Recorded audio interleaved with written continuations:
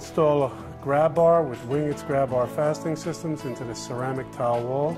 We're going to start by drilling the hole for the big stainless beast grab bar Wingit with the 1¼ Apache drill bit. Just mark your position that you want the grab bar to go and just pull the trigger.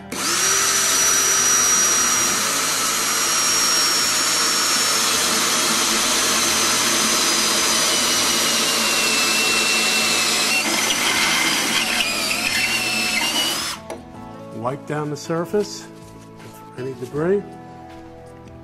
The grab bar Wingit, especially if you're using Wingit's grab bars, has slotted flange top and bottom to match the top and bottom hole. For easy installation, you simply peel off 3M's best waterproofing material, the liner, insert it into the hole so that the top and bottom hole are at 6 and 12 o'clock. Push it into place. You'll back out the screw to whatever thickness the wall is, and you can actually use your screwdriver to pop the Wingit in the hole. As you can see, the wings have actuated on the other side. Pull it back.